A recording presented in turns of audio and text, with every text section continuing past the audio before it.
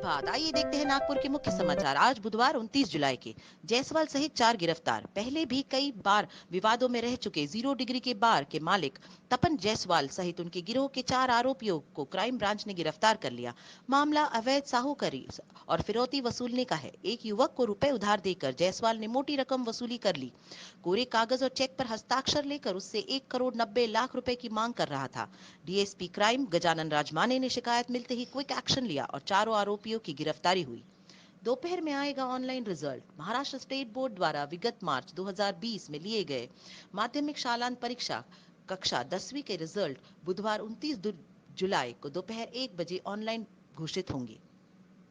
मूर्तिकारों पर गिरी गाज। मंगलवार को एक ओर जहां प्रवर्तन विभाग के दस्ते की ओर से अतिक्रमणकारियों के खिलाफ कार्रवाई की गई, वहीं मनपा आयुक्त मुंडे ने भी कई इलाकों में आकस्मिक दौरा कर कार्रवाई को अंजाम दिया।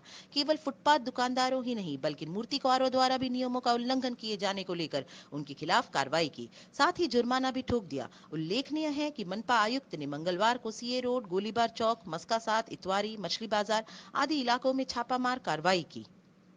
पुनः लॉकडाउन, सत्ता पक्ष के तीखे तेवर। शहर में कोरोना संक्रमण की लगातार बिगड़ती हालत को देखते हुए मनपा आयुक्त मुंडे द्वारा कई बार पुनः लॉकडाउन के संकेत दिए गए, जिसका मनपा के सत्ता पक्ष भाजपा और उनके जनप्रतिनिधियों के ओर से जमकर विरोध किया गया। अब पालक मंत्री नितिन राउत की ओर से इस संदर्भ में प्रशासकीय अधिकारी और उनकी समिति द्वारा इसका फैसला लेने की बात किए जाने से सत्ता पक्ष के तेवर तीखे हो गए। सत्ता पक्ष की ओर से जहां पालक मंत्री पर राजनीति के आरोप लगाया गया है, वहीं जन जागृति के शुरू किए गए अभियान को भी रद्द करने की घोषणा सत्ता पक्ष के नेता संदीप जाधव ने की है। 10 के पास पासपोर्ट जमा करे घंटावार दंपत्ति।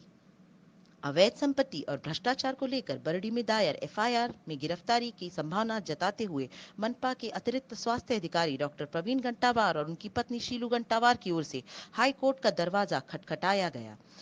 याचिका पर सुनवाई के बाद न्यायाधीश विनय जोशी ने जांच अधिकारी के पास पासपोर्ट जमा करने एवं मनपा क्षेत्र को छोड़कर नहीं जाने जैसी कुछ अन्य शर्तों पर अंतरिम जमानत प्रदान की।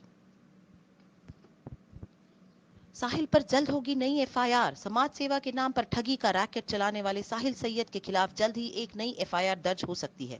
यह प्रकरण भी धोखाधड़ी का है। बताया जाता है कि फर्जी दस्तावेजों के आधार पर एक जमीन बेची गई। अब इस मामले में साहिल की भूमिका होने की जानकारी पुलिस को मिली है। मंगेश कड़ो को 2 दिन की पुलिस हिरासत में भेजा। नौकरी दिलाने के नाम पर धोखाधड़ी करने के मामले में मंगेश कड़ो को 2 दिन की पुलिस हिरासत में भेजा गया है। एक अच्छी खबर जो बन सकती है उम्मीद की किरण। बिना रोजगार प्रदान किए नहीं होगी गरीबी खत्म।